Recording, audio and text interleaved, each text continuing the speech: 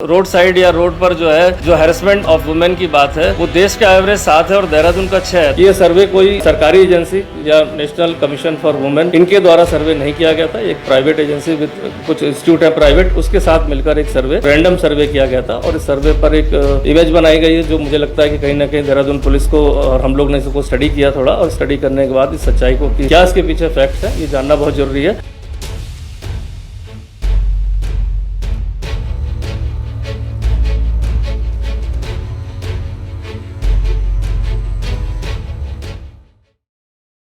देहरादून को लेकर जारी राष्ट्रीय महिला आयोग की नारी 2025 रिपोर्ट ने चिंता बढ़ा दी है। रिपोर्ट में शहर को देश के 10 असुरक्षित शहरों में शामिल किया गया है।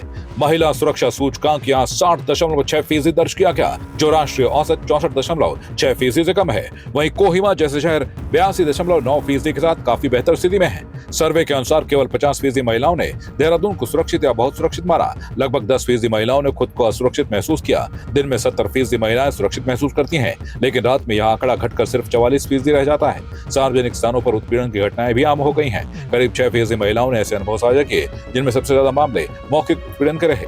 रिपोर्ट में सुझाव दिया गया है कि महिला सुरक्षा के लिए बेहतर रोशनी, सुरक्षित परिवहन, महिला अनुकूल ढांचा और कड़े कानूनों की जरूरत है। महिला आयोग के बाद अब दून पुलिस ने भी इस रिपोर्ट को तथ्यहीन बताते हुए खारिज कर दिया है। इस रिपोर्ट को तैयार करने वाली सर्वे कंपनी पी वैल्यू एनालिटिक्स को नोटिस भेजा गया है। मंगलवार को आयोजित प्रेस वार्ता में एसएसपी अजय सिंह ने साफ कहा कि यह रिपोर्ट भ्रामक है और इससे महिला सुरक्षा पर गलत संदेश फैलाने की कोशिश की गई है। पुलिस जांच में पाया गया कि सर्वे के दौरान मापदंडों का पालन नहीं किया गया। डेटा एकत्रित करने के लिए टेलीफोनिक बातचीत का सहारा लिया गया और केवल 12,770 महिलाओं को इसमें शामिल किया गया। देहरादून जैसे बड़े शहर से मात्र 400 महिलाओं की राय ली गई, जबकि यहाँ महिलाओं की आबादी करीब 9 लाख है। ऐसे में इतने सीमित और असंतुलित आंकड़ों के आधार पर रिपोर्ट को विश्वसनीय नहीं माना जा सकता।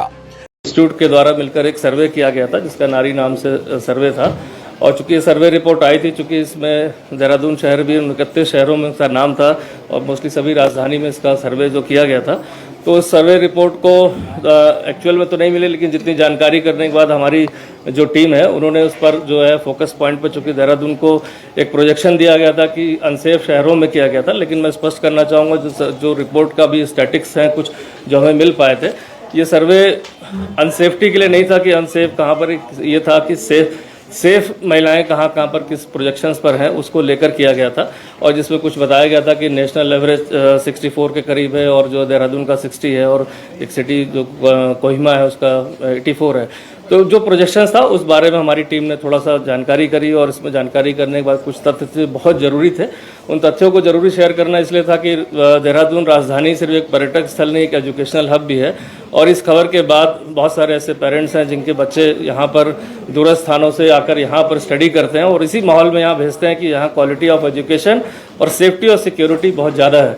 इसीलिए पेरेंट्स की भी एक चिंता बन जाती है कि उनकी बच्चियाँ अगर यहाँ पर इतनी दूर पढ़ रही हैं तो इस सर्वे रिपोर्ट से कहीं ना कहीं पैनिक होने का एक कारण बन सकता है। साथ ही साथ जो हमारे टूरिस्ट आते हैं, खासकर देहरादून के साथ साथ मसूरी और आसपास टिहरी, धनौल्टी, ऋषिकेश और चारधाम का भी एक महत्वपूर्ण एक मार्ग है और अभी भी हमारी चारधाम यात्रा जैसे बारिश के बाद फिर एक चरम पर पहुंचेगी। इस तरह के टूरिस्ट में भी एक खासकर महिला जो टूरिज्म है, पिलग्रिम्स हैं, उनमें भी एक असुरक्षा की भावना उत्पन्न हो सकती है। तो बहुत ज़रूरी था कि इन चीज़ों को बताना, चूँकि एक सर्वे ये आ रखा है। पहले मैं स्पष्ट करना चाहूँगा, अगर वैसे तो आप लोग को जानकारी अब हो गई होगी कि ये सर्वे कोई सरकारी एजेंसी या नेशनल कमीशन फॉर वुमेन इनके द्वारा सर्वे नहीं किया गया था। एक प्राइवेट एजेंसी विद कुछ इंस्टीट्यूट है प्राइवेट, उसके साथ मिलकर एक सर्वे रैंडम सर्वे किया गया था और इस सर्वे पर एक इमेज बनाई गई है जो मुझे लगता है कि कहीं ना कहीं देहरादून पुलिस को और हम लोग ने इसको स्टडी किया थोड़ा, और स्टडी करने के बाद इस सच्चाई को कि क्या इसके पीछे फैक्ट्स हैं ये जानना बहुत ज़रूरी है।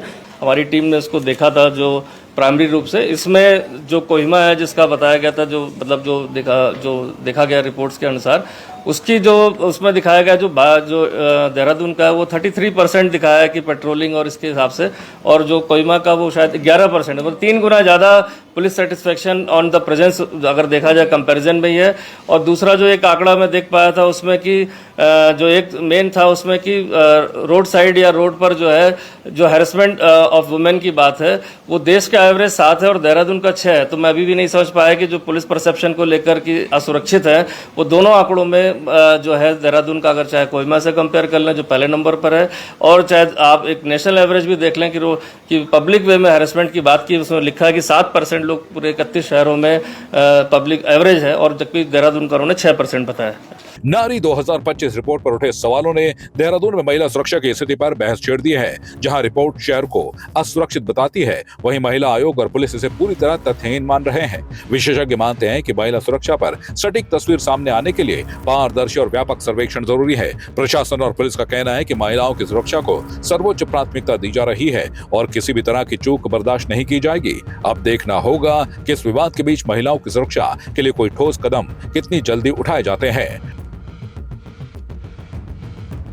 डेस्क रिपोर्ट संवाद 365। आपकी इस पर क्या राय है, हमें कमेंट कर जरूर बताएं। इसके साथ ही आप हमारे YouTube चैनल को सब्सक्राइब कीजिए। आप हमें Facebook, Instagram, Twitter पर फॉलो भी कर सकते हैं और संवाद 365 के साथ एक क्लिक में जुड़ने के लिए डाउनलोड कीजिए संवाद 365 ऐप।